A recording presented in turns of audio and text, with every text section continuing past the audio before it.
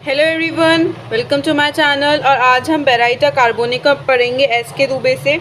Barium carbonate ये एक compound होता है, बेरियम कार्बोनेट से बनी होती है मेडिसिन और इसके प्रूवर डॉक्टर हैनीमैन सर थे। फॉर्मूला BaCO3 होता है। तो इंट्रोडक्शन की बात करते हैं। Baryta carb is fully proved and constitutional remedy. It is deep seated long lasting medicine and it specially suits to those who are at extremes of life, that is infants and old people. तो हम इसमें देखते हैं कि baryta carb, एक तो इसके सारे सिम्टम्स प्रूव्ड हैं, ये फुली प्रूव्ड मेडिसिन है और ये कॉन्स्टिट्यूशन रेमेडी है। मतलब अगर आप किसी पर्सन को दे रहे हो तो पहले आपको उसको कॉन्स्टिट्यूशन चेक करना होगा, ठीक है। तो एक कॉन्स्टिट्यूशनल रेमेडी है, डीप सीटेड रेमेडी है, बहुत अच्छा, मतलब बहुत लॉन्ग असर करती है, डीप असर करती है ऑर्गन्स पे, ठीक है। तो 40 दिन तक इसका असर रह लेता है और ये एक लॉन्ग लास्टिंग मेडिसिन है और ऐसे लोगों को सूट करती है जो कि एक्सट्रीम्स ऑफ लाइफ पे होते हैं। एक्सट्रीम्स ऑफ लाइफ मतलब बुढ़ापा और बचपन। तो बूढ़े लोग और जो बिल्कुल नवजात शिशु होते हैं या बालक होते हैं, ठीक है, उन पे ये बहुत अच्छा असर करती है। उसके बाद क्लिनिकल में एन्यूरिज्म। एन्यूरिज्म क्या होता है? एन्यूरिज्म में हमारी जो ब्लड वेसल है ना, उसकी में बल्जिंग हो जाती है, ठीक है, वो बल्ज आउट हो जाती हैं। और देन आता है एपोप्लेक्सी। एपोप्लेक्सी में क्या होता है कि सेरेब्रम में कुछ दिक्कत हुई, कुछ चोट वगैरह लगी, जिसकी वजह से क्या पर्सन बेहोश हो गया। Elementary affection, brain affection, dwarfism, food sweat, glandular swelling, haemorrhoids, heart affection, high blood pressure. High blood pressure के लिए तो ये बहुत बढ़िया है। मेमोरी डिफेक्टिव, किसी को भूलने की दिक्कत है। क्विंसी मतलब पस बैग्स बन गए, ठीक है, पस के बैग्स बन जाते हैं। टॉन्सिलिटिस, उसके लिए तो बहुत बढ़िया मेडिसिन है। देन स्फीयर ऑफ एक्शन, देखिए आपको ड्रग पिक्चर जब आप लिखोगे मेडिसिन की तो आपको इंट्रो लिखना है, क्लिनिकल लिखना है, स्फीयर ऑफ एक्शन लिखना है, पैथोजेनेसिस नहीं लिखना। Then constitution and then guiding symptoms and then particulars. तो बात कर रहे हैं हम स्फीयर ऑफ एक्शन की। तो ये न्यूट्रिशन पे बहुत अच्छा असर करता है, ग्लैंड्स पे, थ्रोट पे, प्रोस्टेट ग्लैंड पे, हार्ट पे, ब्लड वेसल्स पे एंड नर्व्स पे। देन पैथोजेनेसिस में देखें तो इट प्रोड्यूसेस डीजेनरेटिव चेंजेस। तो डीजेनरेटिव चेंजेस प्रोड्यूस करता है ये। डीजेनरेटिव चेंजेस मतलब किसी भी ऑर्गन को बिल्कुल स्पेशली ग्लैंड्स को बिल्कुल ख़राब कर देना। और डीजेनरेटिव चेंजेस किस में? इन्फेंट्स में। ये ग्लैंडुलर सिस्टम पे बहुत अच्छा वर्क करता है और इन्फ्लेमेशन और हाइपरट्रोपी कॉज करता है। इन्फ्लेमेशन और हाइपरट्रोपी क्या होती है? देखिए, इन्फ्लेमेशन तो आप जानते हो। हाइपरट्रोपी का मतलब होता है कि जब सेल्स पे बहुत ज़्यादा बर्डन हो, ठीक है, बाकी के सेल्स ख़राब हो गए हों या नष्ट हो गए हों, जिसकी वजह से जो बाकी बचे सेल्स हैं उनकी वजह से उन पर बहुत ज़्यादा वर्कलोड आ जाए। जब सेल्स पे बहुत ज़्यादा वर्कलोड आ जाता है, उनको अपनी ज़रूरत से ज़्यादा काम करना पड़ता है, सेल्स की शेप और साइज़ में चेंज आ जाता है। That is hypertrophy. In old age it is capable of acting on mucous coat of muscular coat of heart and blood vessels producing atherosclerosis. तो बेसिकली हम देख रहे हैं कि जो ओल्ड एज होते हैं, जो बूढ़े लोग होते हैं, उसमें ये हार्ट का जो कोट होता है और ब्लड वेसल्स होती हैं उसमें एथेरोस्क्लेरोसिस प्रोड्यूस कर देता है। तो हार्ट के कोट में करेगा और ब्लड वेसल्स में। अब एथेरोस्क्लेरोसिस क्या होती है? ये एक डिजीज़ होती है जिसमें एथेरोमा बन जाता है। एथेरोमा क्या होता है कि यहाँ पे कोलेस्ट्रॉल की डिपोजिशन हो गई, बाकी और भी फैट्स वगैरह थे उनकी डिपोजिशन हो गई, जिसकी वजह से ऐसा करके हमने कहा एक मतलब एक पहाड़ सा बन गया ब्लड वेसल में, है ना, जिसकी वजह से क्या इसकी ब्लॉकेज हो सकती है। तो that is atherosclerosis. Blood vessels gets thickened and haemorrhage. अगर तो ये ब्लड वेसल्स को थिक करवा देती है मेडिसिन और हैमरेज भी करवा देती है। Due to this there is risk of high blood pressure. तो इसी वजह से, क्योंकि ये हैमरेज करा देती है और ब्लड वेसल्स को थिक करती है। अब जब ब्लड वेसल्स थिक हो जाएंगी मतलब उनका जो ल्यूमन है वो कैसा हो जाएगा? नैरो हो जाएगा। ब्लड वेसल्स हो गई थिक, ल्यूमन हो गया नैरो। तो अब क्या रहेगा? प्रेशर बहुत ज़्यादा तेज़ हो जाएगा, है ना। तो ये ब्लड प्रेशर को तेज़ करवा देती है। और स्पेशली किन में? ओल्ड मर्दों में, वुमेन नहीं, ओल्ड मैन। अब कॉन्स्टिट्यूशन देखते हैं, makeup of the body. Baryta का पेशेंट और ड्वार्फिश, तो ये जो होते हैं थोड़े से बौने से होंगे, छोटे से होते हैं ये। इन appearance mentally deficient and physically weak and short, तो मेंटली तो डेफिशिएंट होंगे, इनका दिमाग इतना तेज काम नहीं करता, मेंटली वीक हैं और फिजिकली भी वीक हैं, शरीर भी कमज़ोर है, शॉर्ट हैं, थोड़े से छोटे हैं। Children present a picture of typical cretinism having a short stature, swollen abdomen, puffy face, enlarged glands, thick lips and idiotic appearance. अब पहले तो बच्चों को क्रिटिनिज्म हो सकता है। क्रिटिनिज्म के साथ साथ बच्चा जो होगा वो बहुत ज़्यादा छोटा सा होने वाला है, मतलब बच्चे क्या रहते हैं, बच्चों की हाइट इतनी नहीं होती, बच्चे छोटे रहते हैं, है ना। अब छोटा सा है, अब स्वोलन एब्डोमेन, पर पेट उसका बड़ा सा है, पेट फूला हुआ है बिल्कुल। पफी फेस, मुंह भी बिल्कुल फूला फूला गोल मटोल है, जैसे कि ये कोई छोटा सा बच्चा है गोल मटोल, है ना। एनलार्ज ग्लैंड्स है, उसके ग्लैंड्स में क्या बढ़ गए हैं ग्लैंड्स, ठीक है। फॉर एग्जांपल अगर कोई बच्चा है उसका प्रोस्टेट बढ़ गया, ठीक है, तो इस तरीके से हम देख सकते हैं enlarge glands, thick lips and idiotic appearance, उसके लिप्स भी कैसे होने वाले हैं, मोटे होने वाले हैं। और इडियोटिक अपीयरेंस, थोड़ा सा आपको देखने में लगेगा हाँ दिमाग की थोड़ी कमी लगेगी, है ना। Old people weak and fatty but childish in behaviour, अब ओल्ड पीपल कैसे होते हैं, तो ओल्ड पीपल कैसे होते हैं, ओल्ड पीपल कमज़ोर होंगे, वो भी फैटी होंगे, तो फैट तो इसमें देखने को मिल रहा है मेडिसिन में, फैटी होंगे बट बचकानी हरकतें करते होंगे कि बुढ़ापे में भी क्या लड़ाई झगड़ा कर रहे हैं, बच्चों जैसे ज़िद कर रहे हैं, है ना, बच्चों जैसे ज़िद कर रहे हैं। कुछ लोग होते हैं ना बुढ़ापे में बिल्कुल और ज़िद्दी बन जाते हैं, पहले मैच्योर होते हैं फिर ज़िद्दी बन गए, है ना, और बच्चों जैसी हरकतें करते हैं, ठीक है। और इवन हम देखते हैं कि बेड पे सुसु करना बुढ़ापे में, ये भी बच्चों जैसी हरकत है। तो ये चीज़ें हमें ओल्ड पीपल में फिज़िकली और मेंटली देखने को मिलती हैं कि वो बच्चों जैसी चाइल्डिश बन जाते हैं बिहेवियर में। देन टेम्परामेंट, तो मेलनकॉलिक टेम्परामेंट है, पर्सन थोड़ा सैड रहेगा। Relation with heat and cold, chilly patient है, चिली पेशेंट क्या होता है, जिसको ठंड से दिक्कत है, इसको कोल्ड से दिक्कत है। मियाज्म इसका सोरा है, डायथेसिस इसकी दो हैं, ट्यूबरकुलर भी और स्ट्रोफुलस भी, राइट। अब हम आगे देखते हैं गाइडिंग सिम्टम्स। तो गाइडिंग सिम्टम्स में dwarfishness both mental and physical runs through the whole of baryta carb, तो पर्सन छोटा है, फिजिकली भी छोटा है, मेंटली भी छोटा है, तो हमें देखने को मिलता है कि पर्सन में बौनापन, ठीक है, या फिर आपको हाइट की कमी, या फिर फिज़िकल हो, मतलब कहते हैं कि फिज़िकली ताकत होने की कमी रहेगी पर्सन में, ठीक है। मेंटली भी ताकत नहीं होगी, मेंटली भी क्या पर्सन थोड़ा सा वीक होगा, फिज़िकली भी वीक होगा। तो पूरे पिक्चर में हम देखेंगे कि पर्सन मेंटली और फिज़िकली वीक होने वाला है। Those who are liable to take cold easily and every cold settles in throat, ऐसे लोग जिनको ठंड बहुत जल्दी लग जाती है, और ठंड कहाँ लगती है, मतलब ठंड लग गई चलो, अब वो गले में सेटल हो जाएगी, जिससे क्या होगा, एक तो सोर थ्रोट होगा, गले में बहुत दर्द रहने वाला है, और दूसरा टॉन्सिलिटिस, पर्सन को टॉन्सिलिटिस की दिक्कत हो गई। क्विंसी, पस के बैग्स बन गए, है ना, पस के बैग्स बन जाएंगे। And other glandular affection need the help of this great remedy. अब पर्सन को ठंड लग गई बहुत जल्दी, है ना, ठंड लगने के बाद क्या हो गया, पर्सन के गले में बहुत दर्द है, टॉन्सिलिटिस हो गए, उससे टॉन्सिल्स में इन्फ्लेमेशन हो गई, है ना, क्विंसी हो गई, क्विंसी मतलब पस बैग्स बन गए, पस आ रहा है बहुत सारा, कहाँ पे, टॉन्सिलिटिस में पस आ रहा है। ग्लैंड्स में अफेक्शन हो गया, ग्लैंड में मतलब या तो ग्लैंड्स में एनलार्जमेंट हो गया, या ग्लैंड्स की हार्डनिंग हो गई, तो उन केसेस में हम देंगे, ठीक है। ये हमारे पास एक गाइडिंग सिम्टम्स हो गए। अब हम आगे बढ़ते हैं, स्वेलिंग एंड इंड्यूरेशन और incipient suppuration of gland such as cervical and inguinal. तो हमें सबसे पहले तो एक तो स्वेलिंग देखने को मिलेगी, सूजन, और इंड्यूरेशन, हार्डनिंग, स्वेलिंग और हार्डनिंग देखने को मिलेगी। साथ ही साथ बहुत ज़्यादा क्वांटिटी में पस बन रहा होगा, है ना।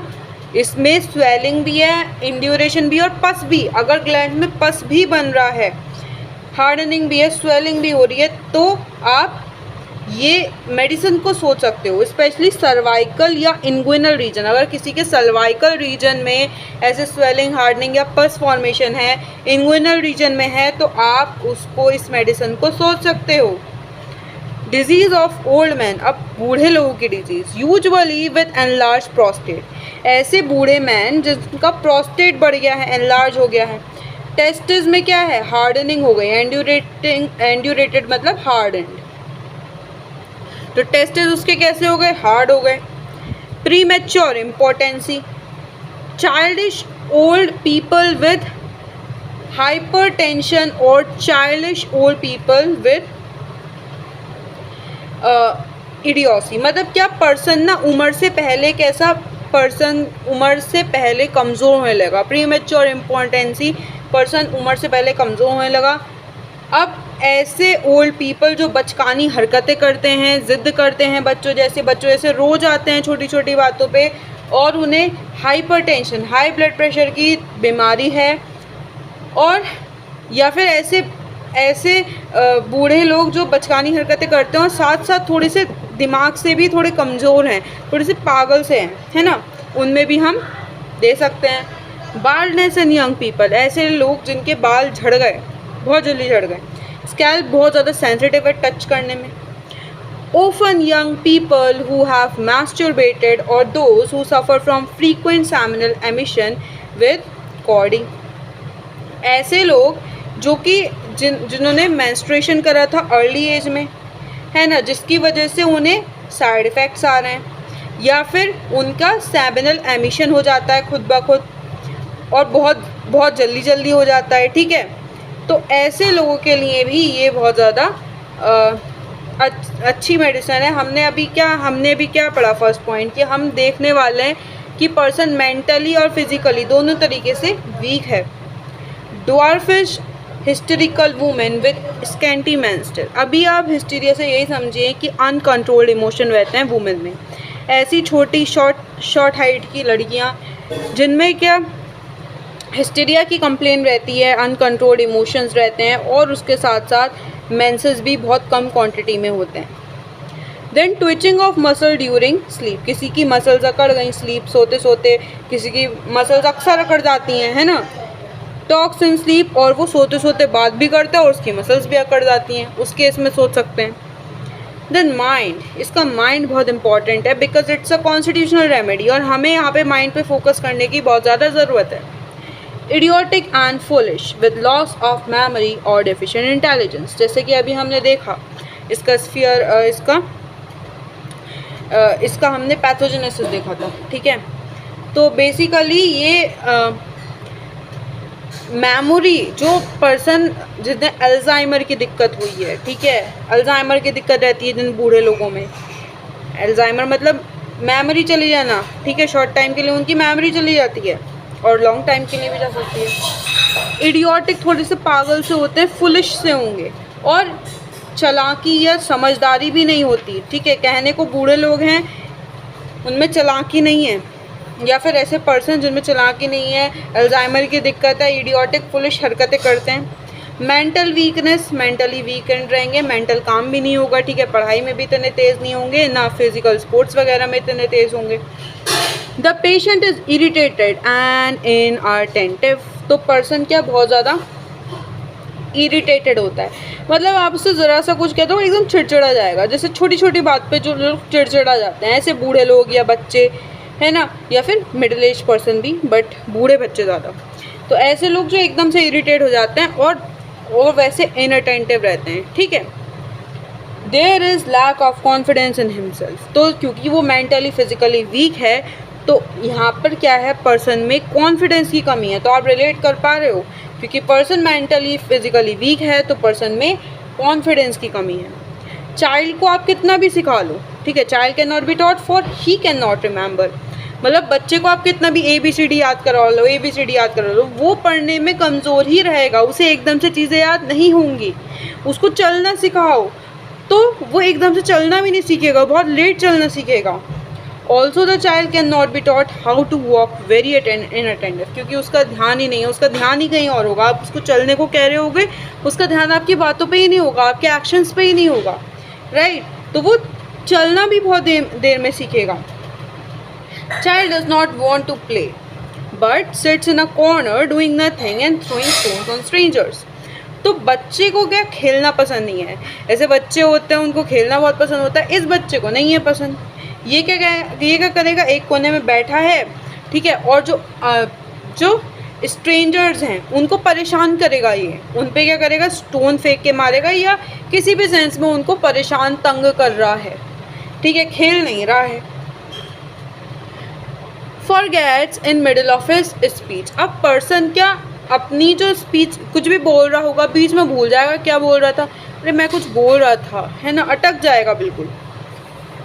Most familiar words fail him, जो बहुत ज़्यादा हम कॉमन लाइफ में यूज़ करते हैं, जनरली यूज़ करते हैं, वो वर्ड्स याद नहीं रहेंगे। जैसे दाल चावल, ये नॉर्मली रोज़ हम यूज़ करते हैं, वो यही वर्ड याद नहीं रहते उसे।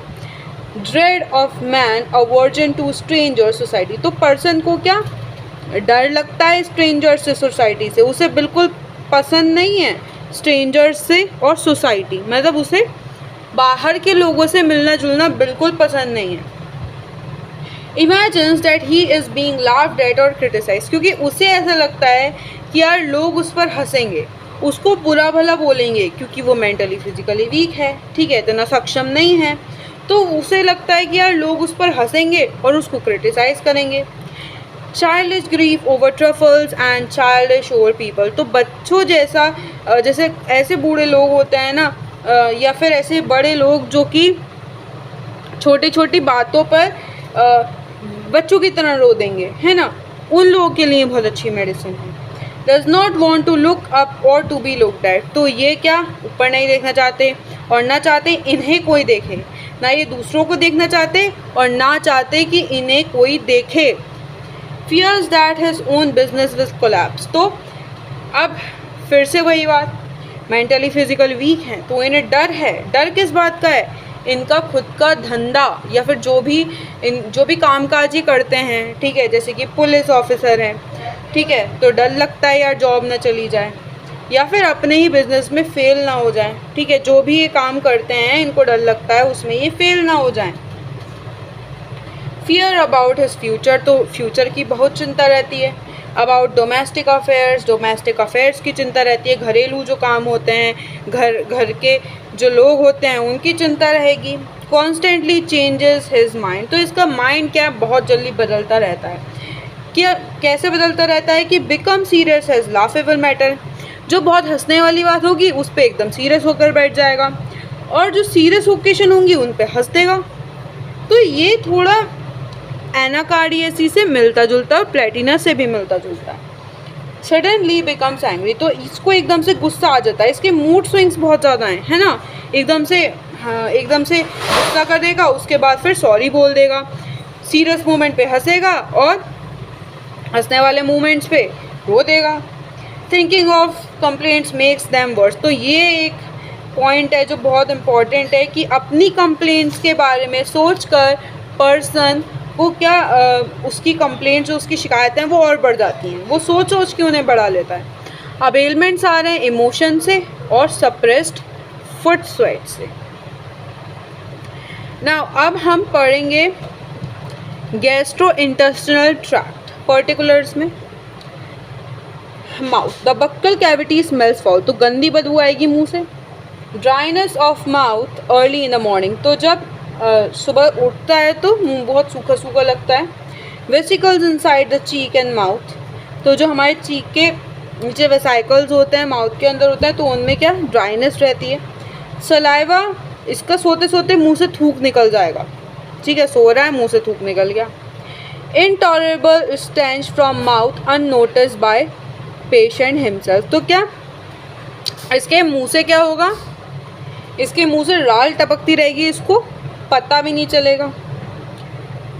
Teeth, after eating teeth feels too weak, तो खाना खाने के बाद दांत बड़े कह सकते हैं वीक से लगते हैं, खाना नहीं खा सकता। और टूथएक इंडिकेट टीथ, अब ऐसे जो टीथ सड़ रहे हैं, ख़राब हो रहे हैं, तो उनमें क्या दर्द हो रहा है, मेंसेस से पहले दर्द हो रहा है दांत में, या फिर ठंड लग गई, ठंड के कारण दांतों में दर्द होने लगा। Toothache words when thinking about it, तो जब पर्सन दांत के बारे में सोचेगा, दांत के दर्द के बारे में सोचेगा, तब वो और बढ़ जाएगा। It disappears when mind is diverted, और जैसे ही वो पर्सन टीवी देखने लगा या वेब सीरीज़ देखने लगा, कुछ भी देखने लगा, उसके बाद उन्होंने अपना माइंड डाइवर्ट कर लिया, तो उसका टूथएक भी ऑटोमेटिकली कम हो जाएगा। नाउ कॉजेशन, अब क्यों हो रहा है थ्रोट में, अब थ्रोट में क्या हो रहा है और क्यों हो रहा है। तो causation, tonsillitis cause by suppression of footwear. अब क्या फुट स्वेट, अब पर्सन को पैर में आ रहा है पसीना, गर्मी में से आया, कोई बच्चा था स्कूल से घर आया, मोज़े जैसे ही मोज़े उतारे उसके बाद पंखा ऑन कर दिया, फुट स्वेट वहीं सप्रेस हो गया, जिसकी वजह से टॉन्सिलिटिस हो रहे हैं। कोल्ड ड्रिंक्स ले ली, कोल्ड एयर ले ली, ठंडी हवा लग गई, ठंडी ड्रिंक्स ले ली, जिससे टॉन्सिलिटिस हो गए।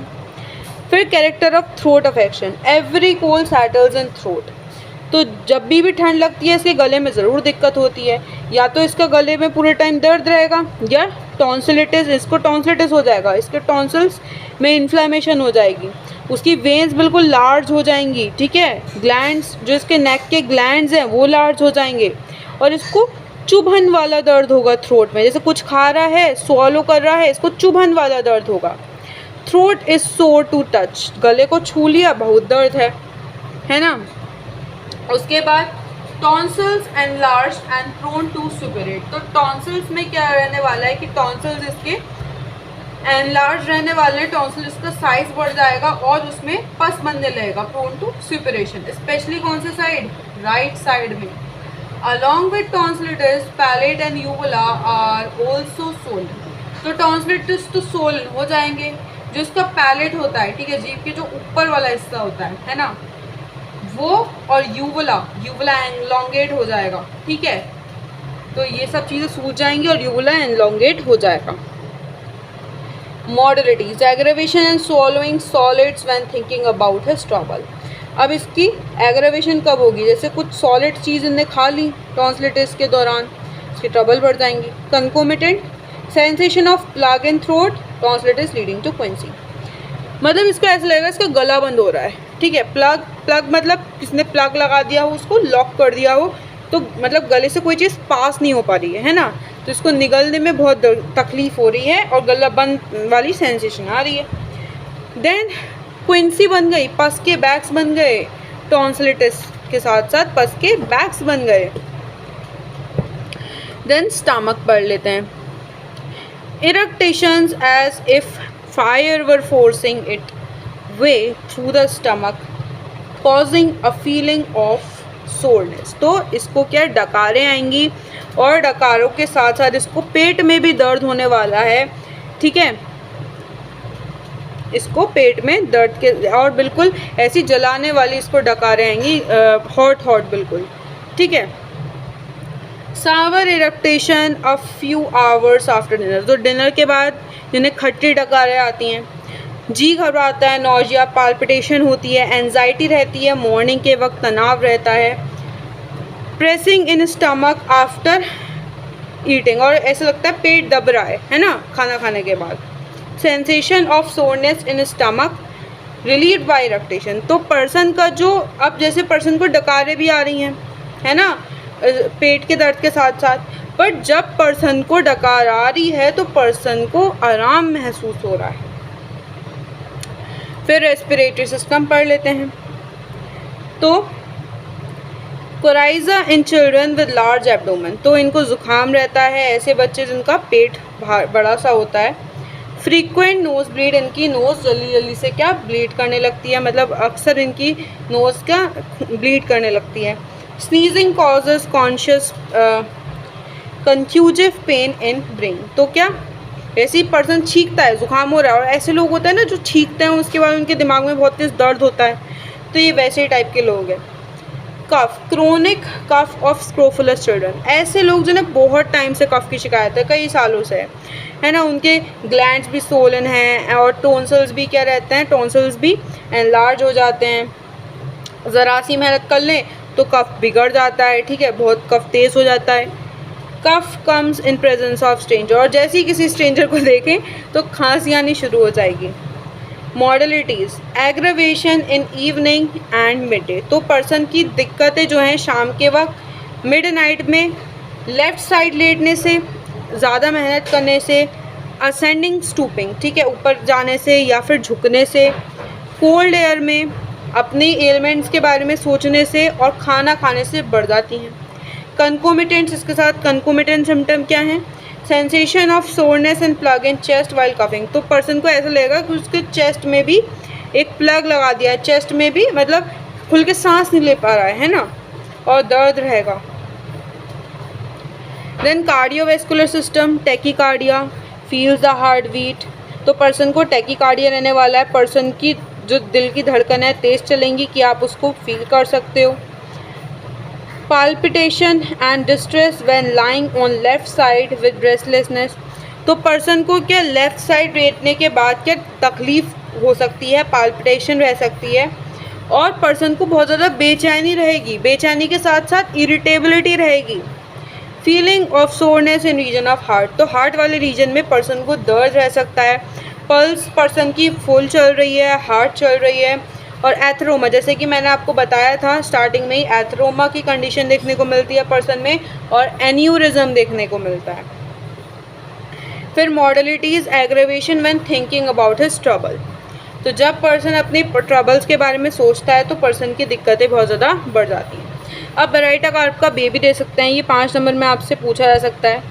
तो baryta carp baby looks dwarfish, छोटा होता है साइज़ में, और स्टंट ग्रोथ, एकदम से बड़ा नहीं होता, ठीक है, बहुत धीमे धीमे ग्रो करेगा, जबकि कैलकेरिया कार्प में बच्चा एकदम से ग्रो करता है ना, बच्चा मोटू हो जाता है बहुत ज़्यादा।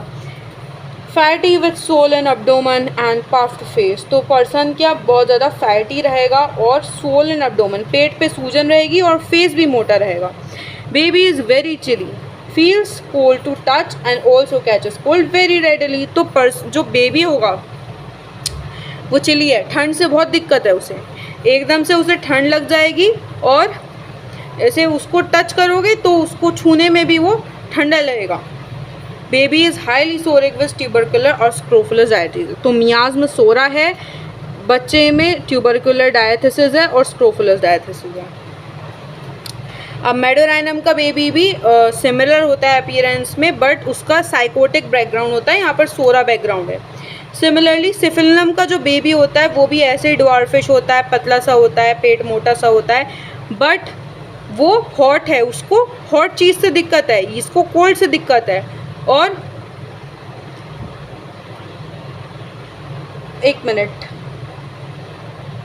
नहीं, जो इसका मेडोराइनम का पेशेंट है वो जो बच्चा है वो हॉट है और साइकोटिक है, बट जो सिफिलिटिक का जो पेशेंट है ना सिफिलिनम का, वो मेंटली वीक है, वो भी चिली है और उसका भी क्या सिफिलिटिक बैकग्राउंड है, ठीक है। देखो आप, मेरे कहने का मतलब है मेडोराइनम का जो बेबी है वो चिली है, वो हॉट है और उसका साइकोटिक बैकग्राउंड है। सिफिलिनम का जो बेबी है वो चिली है और उसका सिफिलिटिक बैकग्राउंड है। और बेराइटा कार्प का जो पर्सन है वो उसका सोरा बैकग्राउंड है और वो चिली है। The baby is very much deficient mentally idiotic, तो बच्चे में क्या मेंटली भी बहुत ज़्यादा कमी है और थोड़ा सा पागल सा है। Child can not B taught anything and is unable to learn because he cannot remember, तो बच्चे को कुछ भी सिखा लो उसको याद नहीं होगा, भूल जाएगा। Even the baby cannot learn the art of walking and consequently there is late learning to walk, तो उसको कैसे चलना भी सीखना याद नहीं होने वाला, बहुत लेट वो चलना सीखता है। The baby does not want to play, sits in a corner of the room and street either doing nothing or doing foolish things such as throwing stones on stranger, तो या तो बच्चे को बिल्कुल भी लोगों के साथ खेलना पसंद नहीं है, वो क्या करता है कोने में बैठा रहेगा और जो स्ट्रेंजर्स हैं उनको परेशान करेगा, उन पे पत्थर फेंकता रहेगा या फिर बिल्कुल बेवकूफ़ों वाली हरकतें करेगा। The baby become serious at laughable matters and laugh at serious matter. जैसे कि हमने देखा था, बच्चा हंसने वाले मैटर्स पे रो देगा, रोने वाले मैटर्स पे हंस देगा। सलाइवा बच्चे के मुंह से निकलता रहता है, जब वो उठा हुआ होता है तब भी, और जब वो सो रहा होता है तब भी उसके मुंह से सलाइवा निकल रहा होता है। ऐसे चिल्ड्रन जिनके ग्लैंड्स बड़े हो जाते हैं, है ना, स्पेशली टॉन्सिल्स बड़े हो जाते हैं। और क्यों हो गए टॉन्सिल्स बड़े? फुटवेयर के सप्रेशन, फुट स्वेट के सप्रेशन की वजह से, कि पैर का पसीना रुक गया जिसकी वजह से हुआ। और constantly tonsillitis is a constant trouble. तो बच्चे को बहुत ज़्यादा टॉन्सिलिटिस की शिकायत रहती है, और क्रोनिक टॉन्सिलिटिस है उसको। और कोल्ड, जैसी ठंड लगती है उसी के साथ उसको टॉन्सिलिटिस हो जाते हैं और कफ की शिकायत हो जाती है। ठीक है, तो जब भी ठंड लगती है उसको टॉन्सिलिटिस हो जाते हैं और गले में दर्द रहता है। फिर टॉन्सिल्स में क्या पस बन जाते हैं, और मतलब पस बैग्स बन जाते हैं, उसमें से पस आने लगता है। डाइजेशन ऑफ बेबी क्या बहुत ज़्यादा वीक है, बच्चे का डाइजेशन वीक है, इसलिए उसको अक्सर डायरिया, कॉन्स्टिपेशन और वॉमिटिंग की शिकायत रहती है। अब जनरल एग्रेवेशन देखते हैं। When sitting after menses when thinking of ailments, तो जब पर्सन बैठा होता है तो उसकी दिक्कत बढ़ जाती हैं, मेंसेस के बाद बढ़ जाती हैं, एलिमेंट्स के बारे में सोचता है तब बढ़ जाती हैं, पेनफुल साइड्स लेता है तब बढ़ जाती हैं, और वॉश करने के बाद अफेक्टेड पार्ट्स को तो बढ़ जाती हैं। और आराम कैसे मिलता है? ओपन एयर में वॉक करके। अब इसको एंटीडोट कैसे करेंगे? एंटीडोट के लिए antim tart, belladonna, camphor and mercurius. Then complementary है कोनियम के और मर्क्यूरियम के। और आफ्टर और बिफोर, या तो पहले या बाद में क्या देख सकते हैं? Sulphur, tuberculinum. बेराइटा कार्ब के बाद क्या देंगे? सोराइनम दे सकते हो आप। इसको सल्फर या ट्यूबरकुलम के बाद दे सकते हो, और बेराइटा कार्ब के बाद आप सोराइनम दे सकते हो। Will eradicate tendency to quinsy. उसके बाद सिमिलर टू एलुमिनिया, ये एलुमिनिया के सिमिलर है, कैलकेरिया कार्ब के सिमिलर है, आयोडियम के, डलकैमेरा के। उसके बाद फ्लोरिक एसिडम, आयोडम, सिलिशिया के, और इनकम्पैटिबल है कैलकेरिया कार्ब के। तो फिर कैलकेरिया कार्ब की तो मतलब कैलकेरिया कार्ब का बच्चा उल्टा होता है, इसके जैसा तो होता नहीं है। ठीक है, तो इसे कंपेयर नहीं कर सकते आप इससे। ठीक है, तो I hope you like the video. Don't forget to like, subscribe and share my channel. Thank you.